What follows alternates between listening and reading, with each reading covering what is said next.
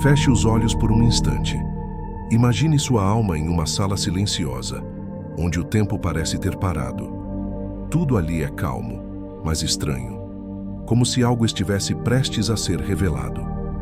Os espelhos ao redor estão opacos, embaçados, e mesmo tentando se enxergar, você só vê contornos.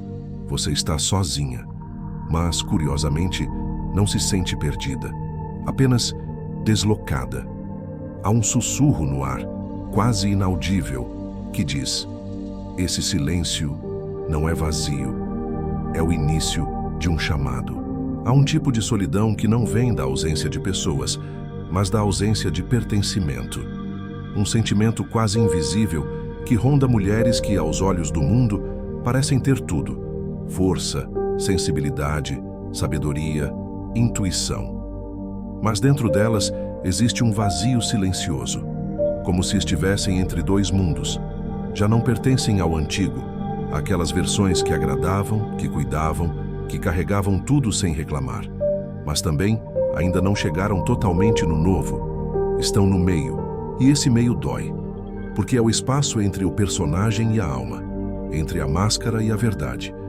Jung chamava isso de atravessar o limiar da persona, o momento em que a mulher começa a se libertar das imagens que o mundo projetou nela, para, enfim, encontrar quem ela realmente é. E é aí que o isolamento começa, não como escolha racional, mas como sintoma da alma. Um exílio emocional que muitas vezes ela nem sabe explicar. Ela apenas sente que precisa se afastar, que precisa parar de sorrir para todos, que precisa silenciar a performance, mas também sente culpa. Culpa por se fechar, por não ter mais vontade de se expor, por não conseguir mais participar das conversas rasas, por se irritar com quem diz só sair um pouco que passa. E é nesse abismo que ela começa a se perguntar: o que está acontecendo comigo? Por que de repente tudo me parece tão estranho? A verdade é que o isolamento da mulher escolhida não é um erro, é um chamado, um rito de passagem, um estágio simbólico necessário para a individuação. Esse processo descrito por Jung como a jornada mais profunda que alguém pode fazer, a de se tornar quem se é, para além dos papéis, das expectativas, das feridas herdadas. Mas essa jornada começa com uma ruptura com a adaptação social, com o funcionar no automático, com o agradar para sobreviver. E é por isso que o afastamento dói tanto, porque antes de se encontrar, ela precisa se perder. E antes de pertencer a si, ela precisa desaprender a pertencer aos outros. Mas há uma diferença essencial que precisa ser compreendida. Nem todo isolamento é cura. Existe o isolamento defensivo, aquele que vem do medo, do trauma, da desconfiança constante. E existe o retiro iniciático, aquele que o inconsciente pede como se dissesse: sente aqui, em silêncio, e escuta o que você vem ignorando há anos. O primeiro te endurece, o segundo te transforma. Um nasce da ferida, o outro da alma. E é nesse ponto que a escolha começa a surgir. Você vai continuar fugindo da dor, ou vai permitir que ela te revele algo mais profundo? James Hillman dizia que a psique profunda não busca cura, mas significado. E talvez por isso o isolamento seja tão importante para certas mulheres, porque é apenas na solidão, aquela verdadeira, sem filtros, sem explicações, que a alma começa a sussurrar significados que foram sufocados por anos. Só ali, sem precisar performar, sem precisar agradar, é que ela finalmente começa a lembrar quem era, antes de ter que ser tão forte. E talvez você esteja nesse ponto agora, na travessia silenciosa entre a antiga você e aquela que ainda está nascendo. Uma mulher inteira, que não quer mais caber em nenhum papel, porque sabe que a verdade dela é grande demais para ser encaixada. E se for esse o seu momento, eu quero que você saiba: você não está quebrada, está em processo de individuação. E esse silêncio que dói também pode ser o lugar onde sua alma finalmente vai começar a falar. Há mulheres que não aprenderam a descansar dentro de si, porque desde muito cedo precisaram estar alertas, atentas a tudo, presentes para todos. Desde pequenas, tornaram-se o apoio emocional da casa, o esteio da mãe, o orgulho silencioso do pai, o ombro das amigas, a mediadora dos conflitos. Elas aprenderam a sobreviver sendo fortes. Serem fortes era a única maneira de serem amadas. Mas essa força que tantos elogiaram também se tornou prisão. Uma prisão feita de expectativas silenciosas, de sorrisos forçados, de dores engolidas e de uma vigilância constante sobre o que sentem, pensam e dizem. É nesse cenário que nasce a hipervigilância afetiva, um estado onde o corpo e o sistema nervoso vivem em alerta constante, escaneando emoções, tentando prever reações, ajustando o próprio comportamento para manter o amor e evitar o abandono. Essa mulher sabe, mesmo sem ter aprendido com palavras, que qualquer erro emocional pode custar carinho, presença ou aceitação. E assim ela se molda, ela se adapta, ela aprende a sorrir mesmo quando está em colapso, aprende a ouvir mesmo quando ninguém a escuta, aprende a cuidar, mesmo quando está desabando por dentro. Mas chega uma hora em que o corpo grita, o coração não consegue mais fingir, e o isolamento começa a surgir como um suspiro da alma, como um grito silencioso que diz: eu não consigo mais. Não é uma fuga, é exaustão. Não é indiferença, é colapso. Não é drama, é o cansaço de existir para os outros o tempo todo, sem nunca ser verdadeiramente vista. A mulher escolhida começa a se isolar não porque quer, mas porque algo dentro dela não aguenta mais ser performance. O inconsciente se fecha para o mundo externo como um útero simbólico, um espaço onde finalmente ela pode parar de atuar. A neurociência emocional já comprova. Altos níveis de cortisol mantidos por longos períodos esgotam o cérebro social. A empatia começa a falhar. A confiança se retrai. A capacidade de pertencer se bloqueia. Isso não é fraqueza. Isso é o corpo dizendo chega. É o sistema nervoso tentando se proteger do excesso de exposição, do excesso de entrega, do excesso de tudo. A mulher que sempre cuidou de todos, agora precisa aprender a cuidar de si. Mas isso, para quem sempre foi a salvadora, parece egoísmo, parece abandono, parece errado, quando na verdade é o início da cura. O isolamento, nesse caso, não é punição, é um portal. É o momento em que, pela primeira vez, essa mulher começa a se perguntar: e se eu não precisasse mais agradar ninguém? E se eu não precisasse mais controlar tudo para merecer amor? E essas perguntas abrem feridas antigas, feridas que nunca foram vistas, muito menos acolhidas. O silêncio se torna o único espaço onde ela pode começar a escutar sua verdade sem medo de ser rejeitada. Há um exílio simbólico nesse processo. Um exílio que, à primeira vista, parece abandono, mas que na verdade é retorno. Retorno para dentro, para o centro, para a origem. E nesse retorno, ela começa a descobrir algo precioso, que não nasceu para ser perfeita, nem para ser forte o tempo todo. Nasceu para ser inteira. E a inteireza exige pausa, exige escuta, exige um espaço onde finalmente ela possa existir, sem vigilância. Algumas mulheres, ao despertarem para sua sensibilidade, sua intuição e sua profundidade emocional, acreditam ter acessado um lugar sagrado dentro de si. E de fato acessaram. Mas há um risco sutil, e por isso mesmo perigoso nesse processo. É quando o ego, ainda ferido, ainda carente, começa a se disfarçar de iluminação. Quando a dor, ainda não elaborada, se transforma em símbolo de superioridade. Quando a solidão, antes uma ferida, vira trono espiritual. E sem perceber, a mulher começa a se isolar não mais por necessidade de cura, mas por uma sensação inconsciente de estar acima, mais consciente, mais desperta, mais pura. Esse é o arquétipo distorcido da sacerdotisa. A mulher que, em vez de acessar o sagrado com humildade, passa a alimentar uma persona espiritual.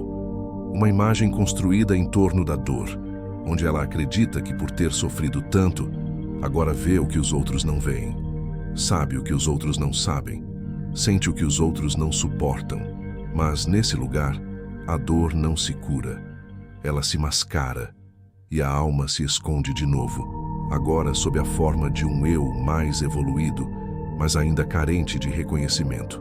Jung alertava sobre esse risco, o inflacionamento do ego ao tocar conteúdos arquetípicos, quando o self, que deveria ser uma imagem sagrada da totalidade, é confundido com o eu, que ainda quer ser amado, validado, visto. E o perigo cresce quando o ambiente reforça essa identidade. Quando seguidores, amigos ou familiares começam a admirar essa mulher como alguém à frente do seu tempo, elogiam sua sensibilidade, seu poder, sua clareza, mas por trás de cada elogio, o sistema límbico dela reage com dopamina, recompensa, validação. E de forma muito sutil, o isolamento deixa de ser um retiro da alma e se torna uma prisão dourada. O que parecia sabedoria vira rigidez. O que parecia expansão vira distância. E o que parecia espiritualidade vira solidão disfarçada. Uma solidão cheia de frases bonitas, de rituais e símbolos, mas vazia de verdade emocional. Porque o ego espiritual não quer ser visto na sua sombra. Ele quer ser reverenciado. E a mulher, nesse ponto, pode começar a se sentir cada vez mais sozinha. Não porque o mundo não a compreende, mas porque ela mesma se afastou tanto da sua vulnerabilidade que já não sabe mais como voltar. É nesse ponto que algo muito profundo pode acontecer. Uma fresta, uma rachadura na armadura, um momento de cansaço, de silêncio real. E talvez pela primeira vez em muito tempo, a mulher espiritualizada escute sua própria sombra dizendo: "Você ainda está tentando provar que é suficiente." E se ela tiver coragem de escutar essa voz, algo se quebra, algo se abre, algo se cura. Porque a verdadeira espiritualidade não é isolamento, é integração, não é superioridade, é presença. E a mulher verdadeiramente desperta não precisa parecer iluminada. Ela apenas é, com luz e sombra, com dor e compaixão, com silêncio e verdade, sem precisar se proteger atrás de nenhuma imagem, apenas sendo quem é, na inteireza da sua imperfeição sagrada. Existe uma dor que não grita, ela apenas pesa nos ombros, no peito, nos olhos cansados. É a dor de permanecer em vínculos que já não te reconhecem mais. Vínculos que te olham com olhos antigos, como se você ainda fosse a mesma de antes. E, mesmo tendo mudado por dentro, mesmo sentindo que algo essencial já não cabe mais ali, você continua tentando se encaixar, tentando explicar, tentando preservar algo que já se partiu faz tempo. Porque romper dói, mas se anular também. A mulher escolhida, nessa fase da jornada, sente-se dividida. Parte dela quer seguir, quer honrar o que se tornou, quer respirar a verdade recém-descoberta. Mas outra parte, a parte que ama, que tem medo, que ainda busca pertencimento, se agarra ao passado. E sem perceber, ela tenta carregar vínculos antigos para o novo ciclo. Relações com amigas, familiares, amores, que ainda a veem como quem ela foi, não como quem ela está se tornando. E isso a fragmenta, porque toda vez que ela se relaciona a partir da antiga versão, algo em sua alma se quebra. E toda vez que tenta ser autêntica, algo nesses vínculos se afasta. Esse conflito não é só emocional, é vibracional. A psique sente quando há dissonância entre o que se vive por dentro e o que se sustenta por fora. A mulher tenta se manter fiel a si, mas também tenta não ferir o outro. Tenta se preservar, mas também tenta ser compreendida. Tenta seguir em frente, mas ainda olha para trás com saudade. E essa oscilação constante gera culpa, cansaço e, muitas vezes, confusão. Porque não é fácil aceitar que nem todo vínculo merece atravessar com você essa nova fase, que algumas relações foram verdadeiras, mas já cumpriram seu papel. É nesse ponto que o sistema nervoso entra em colapso simbólico. O corpo começa a se fechar, a confiança diminui, a energia vital se retrai, e o isolamento, mais uma vez, aparece. Mas agora não como refúgio, e sim como consequência. consequência de insistir em lugares onde sua alma já não respira, onde sua presença precisa ser diminuída para que o vínculo continue existindo. É um preço alto, um preço invisível, mas que muitas mulheres continuam pagando por medo de parecerem ingratas, frias, egoístas. E, no entanto, talvez seja preciso nomear esse tipo de vínculo: os vínculos retroativos. Relações que só existem para sustentar uma versão antiga de você. Vínculos que só se mantêm se você se mantiver a mesma. E se você ousar mudar, eles desmoronam. E desmoronar, às vezes, é a única chance de reconstruir. Porque não há integridade onde há negação. E não há pertencimento onde há silenciamento da alma. A imagem de Perséfone nos ajuda aqui. Ela tenta retornar ao mundo da luz, ao mundo onde era filha, companheira, jovem. Mas ela carrega o alimento do submundo. Já não é a mesma. E por isso, não pode mais habitar totalmente nenhum dos dois mundos. Ela está no entre-lugar da metamorfose. E nesse entre, há solidão. Mas também revelação. A revelação de que não se pode manter laços com quem se recusa a ver sua verdade. E então surge uma escolha. Não de quem você vai deixar para trás, mas de quem você vai permitir seguir com você. Quem consegue te enxergar agora? Quem te acolhe sem exigir que você retorne a uma versão menor de si? Quem te escuta mesmo quando você não tem mais as mesmas palavras, os mesmos desejos, os mesmos silêncios? Porque no fim, não é sobre cortar, é sobre reconhecer. Reconhecer que há vínculos que precisam ser liberados para que você não se perca no caminho de volta para si. Alguns silêncios são sepulturas, outros são úteros. Há uma diferença profunda entre calar-se por medo e calar-se por escuta. Entre se esconder e se recolher. Entre fugir do mundo e se abrir ao que o mundo jamais poderá revelar. A mulher que está em processo de individuação descobre aos poucos que há silêncios que curam mais do que 1000 palavras. Não porque isolam, mas porque integram. Não porque a distanciam dos outros, mas porque a aproximam de si. Jung dizia que o inconsciente se comunica por símbolos, e esses símbolos não gritam, eles sussurram. Eles dançam no limite do sonho, da intuição, da memória que parecia esquecida. Mas para ouvir esses sussurros, é preciso silêncio. Um silêncio que não é ausência de som, mas ausência de distração. Um espaço onde a alma finalmente pode falar e ser escutada. Sem julgamentos, sem pressa, sem a necessidade de entender tudo. Apenas escutar.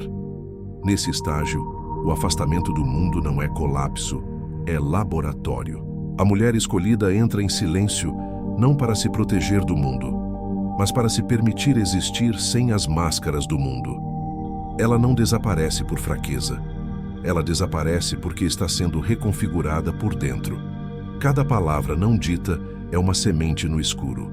Cada presença evitada é uma chance de se perceber além dos reflexos externos. O silêncio se torna espelho. E, nesse espelho, ela vê pela primeira vez o contorno da sua verdadeira voz.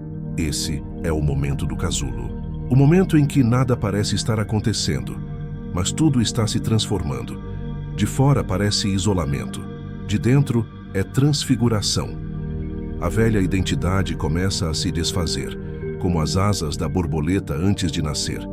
É desconfortável, é confuso, às vezes é até solitário. Mas há uma sabedoria nesse recolhimento, porque só no vazio simbólico a psique encontra espaço para se reorganizar. E quando isso acontece, uma nova mulher começa a surgir. Essa mulher não fala mais com pressa. Ela escuta. Ela não se expõe por carência. Ela se recolhe por verdade. Ela não precisa provar sua evolução. Ela encarna sua presença. Há uma serenidade nos olhos de quem passou tempo suficiente consigo mesma. Uma calma que não vem da certeza, mas da intimidade com o mistério. E é isso que o silêncio entrega. Não respostas imediatas, mas a capacidade de sustentar o não saber com dignidade.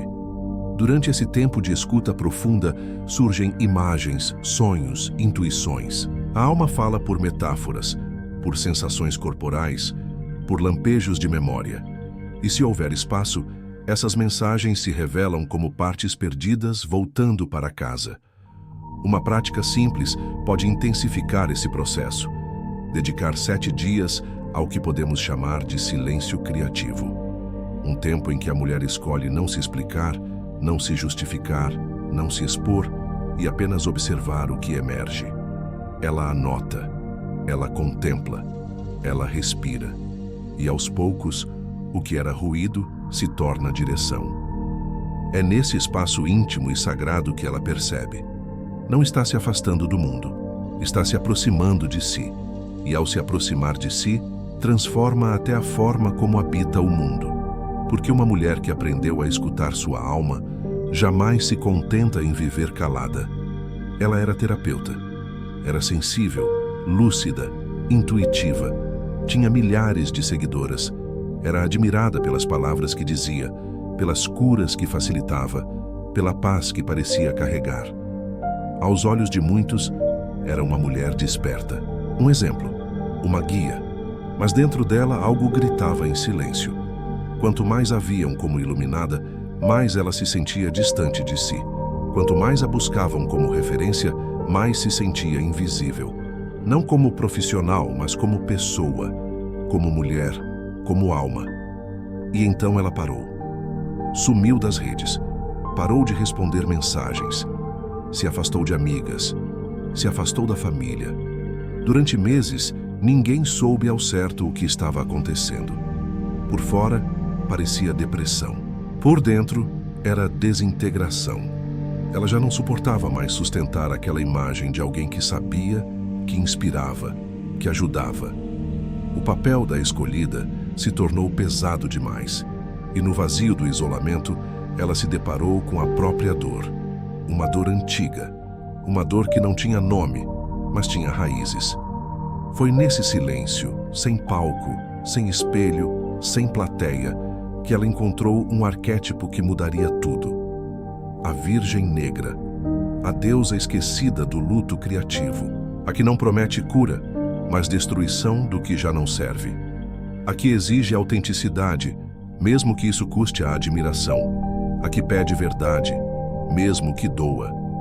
A mulher percebeu então que seu afastamento não era fuga, era passagem. Estava vivendo um ritual que não havia escolhido conscientemente, mas que sua alma exigia. Era hora de morrer por dentro, não no corpo, mas na identidade. Era hora de permitir que tudo o que era imagem se dissolvesse, para que surgisse a verdade. E assim foi. Aos poucos, ela parou de tentar voltar curada.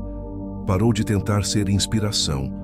Parou de buscar palavras bonitas e começou a dizer o que nunca tinha tido coragem de dizer. Eu também me perco. Eu também me sinto vazia. Eu também me escondi atrás da minha luz. E com isso, algo dentro dela se reorganizou. Ela já não precisava mais guiar o mundo. Precisava, antes de tudo, guiar a si mesma. A travessia do isolamento não fez dela uma mulher perfeita. Fez dela uma mulher real. Ela voltou, mas não como antes. Voltou mais silenciosa, mais atenta, com menos certezas e mais presença. Voltou com limites claros, com menos idealizações. Voltou sem o peso de carregar ninguém. Voltou para habitar o próprio corpo. E nesse retorno, não reencontrou o mundo como havia deixado, mas encontrou algo maior, sua inteireza. E foi aí que compreendeu que o isolamento não foi um erro, nem um castigo. Foi um chamado oculto, um convite da alma para parar de sustentar o que estava morrendo e permitir que o novo nascesse, mesmo sem aplausos, mesmo sem entendimento, mesmo sem promessas. Há momentos em que tudo o que parece ruína é reinício, e há jornadas que só podem ser vividas sozinhas. Porque a solidão, quando escutada com presença, não é ausência, é revelação. Ela revela uma nova direção, um novo modo de existir, um novo jeito de amar. E mais profundamente, revela uma nova mulher. Uma mulher que não precisa mais ser escolhida, porque finalmente escolheu a si mesma. Existe um ponto no caminho em que a mulher percebe que não está mais tentando voltar a ser quem era. Ela já não deseja os mesmos lugares, os mesmos olhares, as mesmas respostas. Algo em seu interior mudou silenciosamente, como as estações mudam as cores de uma árvore. E com essa mudança, a solidão que antes parecia punição começa a revelar seu verdadeiro papel. Ela não é um fim, é um entre, um limiar, um portal. O isolamento da mulher escolhida não é falha, é fase. Uma fase árdua, sim, porque exige desapego de tudo o que era familiar. Mas é também uma fase sagrada, porque prepara o terreno interno para o nascimento de uma nova presença. Uma presença que não depende mais de aprovação externa, nem de confirmação alheia. Jung via o processo de individuação como uma espiral. Não há linha reta na jornada da alma. Às vezes, é preciso recuar para mergulhar mais fundo. E às vezes, é nesse mergulho que a mulher encontra sua essência mais pura. Hillman complementava essa visão ao dizer que não se trata de eliminar a dor, mas de encontrar alma dentro dela. E é exatamente isso que a solidão proporciona. A chance de descer camadas, de ver o que antes estava escondido sob camadas de desempenho, de medo, de desejo de aceitação. É quando o barulho cessa que a escuta começa. E nessa escuta, muitas verdades internas finalmente encontram espaço para emergir. A mulher que se isola, portanto, não está fugindo do mundo. Ela está escutando algo que o mundo, com sua pressa e suas exigências, não consegue lhe dizer. Está escutando o que ficou abafado por anos. O que a menina interior sussurrava baixinho, mas nunca foi ouvido. Está escutando seus limites, seus desejos, suas contradições, sua potência e, sobretudo, está escutando sua alma. Essa presença silenciosa que sempre esteve ali, esperando por um espaço para florescer. E assim, pouco a pouco, ela vai se refazendo, vai se reconstruindo. Não para se tornar alguém melhor, mas para se tornar inteira.